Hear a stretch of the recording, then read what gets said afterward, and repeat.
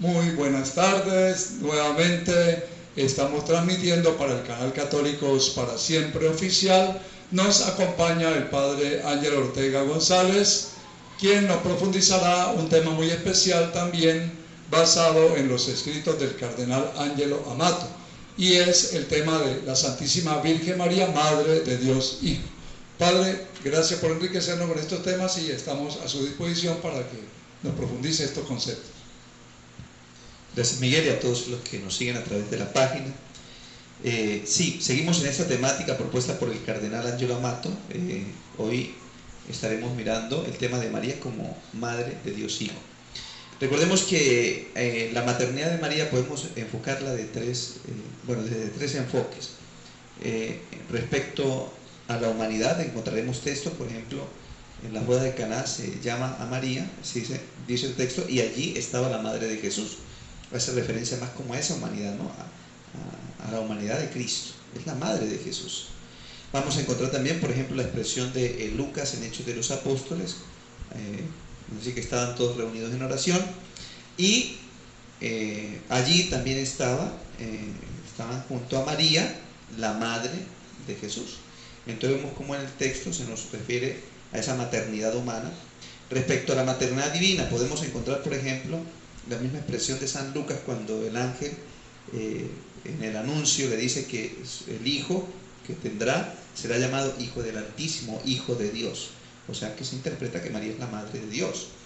Y también el famoso texto de Lucas donde Santa Isabel llama a María la madre de mi Señor. Entonces vemos también la maternidad de María, la maternidad divina en la Escritura. Y se nos habla de un tercer punto que es la maternidad espiritual. Esto entendido de pronto en aquello que Jesús dijo de quiénes son mi madre y mis hermanos. Entonces los que oyen la palabra de Dios y la cumplen, esos son mi madre y mis hermanos. Entonces de alguna manera ahí reconoce Jesús que la maternidad de María es ante todo por haber obedecido a Dios. Algunos padres de la iglesia dicen que María concibió por el oído, ¿no? Entonces una maternidad espiritual ante todo. Nos trata en un segundo momento el autor acerca de cómo María también educa a Jesús. Recordemos que en Jesús hay una ciencia infusa, ¿no? Es Dios y obviamente en él está la sabiduría de Dios, pero también María cumple un papel fundamental en la educación de su hijo. Como humano, pues debió aprender a la manera humana. Por ejemplo, la expresión de Lucas que dice: crecía en sabiduría, en edad y en gracia delante de Dios y de los hombres. Entonces vemos ahí cómo Jesús crecía también en sabiduría, o sea, un conocimiento humano. El autor nos dice, por ejemplo, lo siguiente, hablando de las enseñanzas de María: ella amó a su hijo con pleno corazón de madre, rodeándolo de afecto, de atenciones, de respeto, y soñando para él un futuro glorioso. Lo educó con su trabajo, con su dedicación y con su tarea de protección. Y también nos resalta el autor que la Sagrada Familia también en efecto debió pasar por muchos momentos difíciles, como la persecución, el exilio, la pobreza y las incomprensiones, y esto también hizo parte de esa educación de María a Jesús. De modo contrario, también vemos que Jesús educa a María. Hay un texto interesante, que es el texto de cuando se pierde entre los doctores de la ley, y cuando María le pregunta a Jesús que ¿dónde estabas? Angustiados te buscábamos. Entonces le responde Jesús: ¿no sabías que debía yo estar en las cosas de mi Padre? Entonces vemos que Jesús también interpela a María para que comprenda que él debe ya dedicarse a las cosas de su Padre Dios. Y continúa diciendo el texto que ellos todavía no comprendían la respuesta. O sea, vemos allí que había misterios todavía velados para María que seguramente fue comprendiendo mucho después. Podemos, por ejemplo, citar también aquella hermosa expresión de Lucas que dice que María por su parte guardaba todas estas cosas y las meditaba en su corazón. Entonces vemos como María va comprendiendo en el misterio de su hijo. María también, dice el autor, discípula del Señor. Aquí debemos entenderlo de la siguiente manera.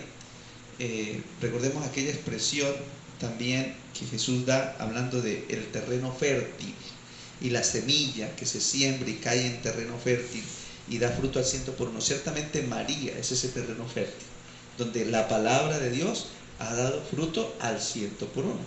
Entonces todo discípulo de Jesús debe escuchar la palabra, sembrarla en su corazón y dar fruto. Entonces podemos decir que María en ese sentido es la primera, ¿no?, en recibir esa palabra, en obedecerla y obviamente en dar fruto al 100%. Se nos habla también de la fe de María y de su compromiso en el corazón.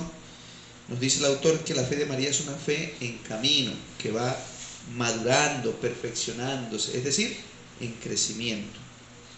Podemos recordar la expresión de Lucas 2:50, ellos no entendían.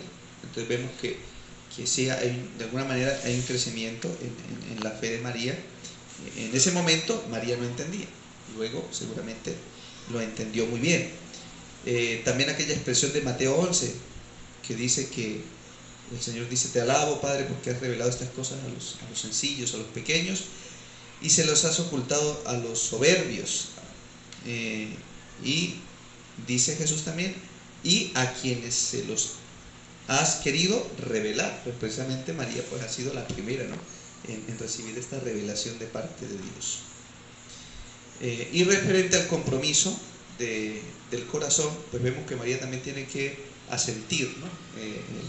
He aquí la esclava del Señor. María asiente con el corazón a la voluntad de Dios. Y aquella expresión profética de Simeón que le dice: una espada te traspasará el corazón, te traspasará el alma. Entonces vemos también ese compromiso de María que también se vive en el corazón, guarda todas esas cosas en el corazón. Se nos trata también el tema de María, mediadora y socia del Redentor. Aquí ya abordamos el tema sobre la corredención de María, que debe ser bien entendido. Citemos la Lumen Gentium, la Constitución Dogmática, Lumen Gentium número 62. Miren lo que dice: por este motivo la Santísima Virgen María es invocada en la Iglesia con los títulos de abogada, auxiliadora, socorro y mediadora, lo cual sin embargo ha de entenderse de tal manera que no reste ni añada a la dignidad y eficacia de Cristo, único mediador. Entonces ella es mediadora, es corredentora en el sentido de que ella se une a ese gran misterio redentor, ¿sí?, como socia, dice acá,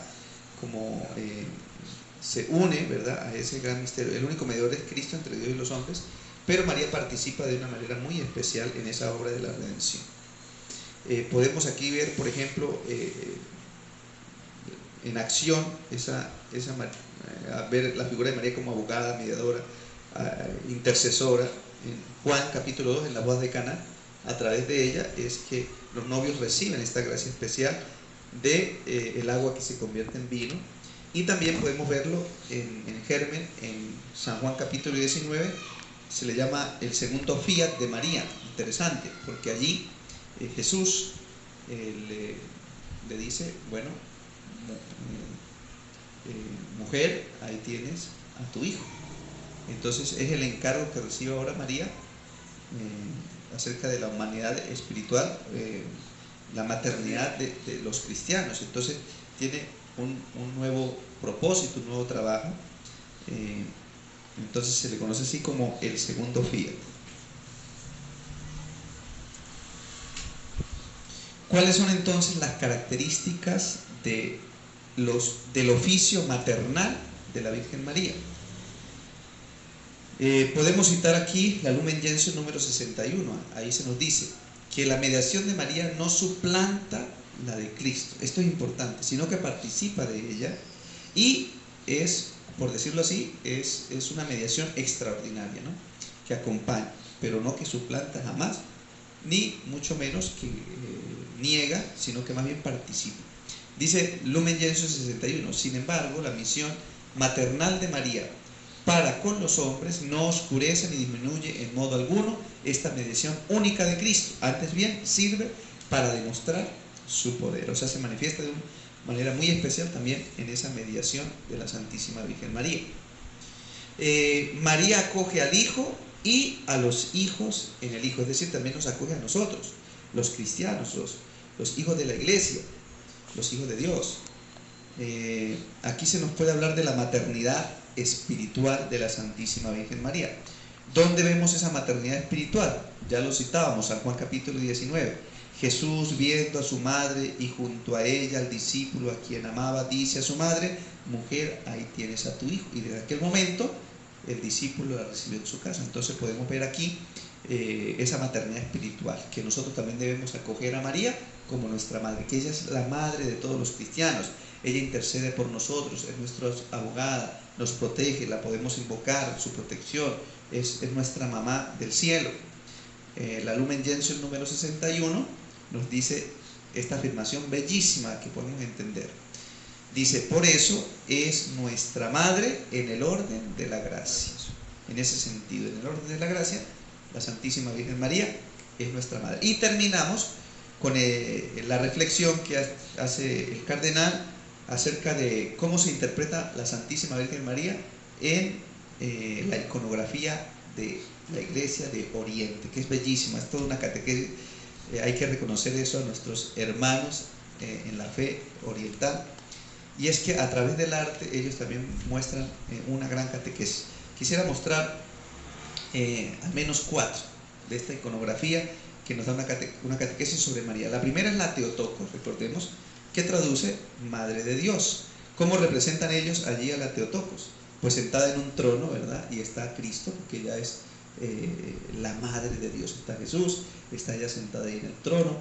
Miremos esos elementos, el dorado que representa la divinidad. Y algo interesante que hay que decir de esta iconografía es que es más simbólica. Miremos que no, los rasgos humanos no se notan, sino que se quiere resaltar es sobre todo ese carácter divino. Por eso es el ícono, ¿no? En ícono, la representación es en ícono, y se oculta un poco lo humano para que resalte lo divino y el carácter simbólico de todos los elementos. Entonces tenemos la Teotocos, tenemos también otra imagen muy bonita, que es la Odigitria, que significa la que indica el camino. Ahí podemos ver que la mano de la Santísima Virgen María está apuntando a Jesús. Entonces, claro, es la que indica. Miren todos los elementos a tener en cuenta. Y Jesús tiene un rollo en la mano que significa la palabra de Dios, y nos recuerda que Él es el Verbo encarnado, es la palabra de Dios. Y María indica cuál es el camino. ¿Cuál es el camino? Es Jesús. Esa es la característica de esta segunda imagen. La tercera es la Procop. Es muy interesante también esta imagen. ¿Qué significa? En ruso significa que María es la protectora. Ahí vemos que el manto de la Virgen María está cubriendo los pueblos, ¿no? Eso es lo que significa. Este ícono evidencia la relación de María como protectora que extiende su manto sobre todos los pueblos. Entonces es la representación que vemos allí en la imagen. Y finalmente la Eleusa, que significa María, Madre de Misericordia, esa figura misericordiosa de la Santísima Virgen María. Hay un rasgo interesante allí, es que vemos la Virgen María que tiene su rostro inclinado hacia Jesús. ¿Qué significa esta inclinación? Es un gesto de afecto, es un gesto de amor, es un gesto de misericordia, y es la manera como en el arte iconográfico oriental pues representaron esa Madre de Misericordia. Muy bien, entonces más o menos serían estos 4 elementos. Hay muchos más en los cuales podemos ver nosotros ese amor a la Virgen, esa devoción, y sobre todo esa maternidad de la Santísima Virgen María, y en relación de su Hijo, que es el capítulo que acabamos de ver, de explicar, y que nos exponía el cardenal Angelo Amato. Entonces seguimos, entonces de pronto nos veremos en un futuro con más intervenciones. Gracias, Miguel, por dejarme participar. A usted, Padre, muchísimas gracias, y esperamos verlo en una próxima ocasión. Muchísimas gracias a todos, Dios les bendiga grandemente.